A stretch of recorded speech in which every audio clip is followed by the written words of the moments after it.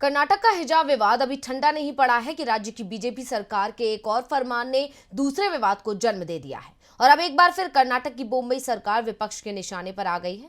आखिर क्या है मामला, जिस पर गरमाई सियासत, देखिए खास रिपोर्ट।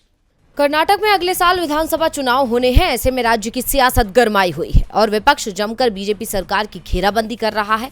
लेकिन कर्नाटक सरकार राज्य में धार्मिक कार्ड खेलने का कोई मौका नहीं छोड़ रही है और धार्मिक कार्ड के जरिए राज्य की सत्ता में वापसी के सपने सजा रही है। लेकिन सरकार का ये कार्ड उसके लिए मुसीबत बनता जा रहा है और राज्य में विवादों की झड़ी लगाता जा रहा है। और अब चुनावों से 6 महीने पहले राज्य में एक दूसरे विवाद ने जन्म ले लिया है।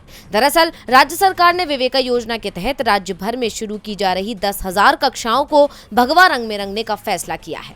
बॉम्बे सरकार के इस फैसले को लेकर भी विवाद खड़ा हो गया है और विपक्ष सरकार के इस फैसले की जमकर आलोचना कर रहा है। हालांकि बढ़ते विवाद को देखते हुए शिक्षा मंत्री ने कक्षाओं के भगवा रंग में रंगने के सरकार के फैसले का बचाव करते हुए कहा कि ये आर्किटेक्ट की सिफारिशों पर आधारित है। इतना ही नहीं, बीसी नागेश ने कांग्रेस पर हमला करते हुए उसे ही घेरने की कोशिश की।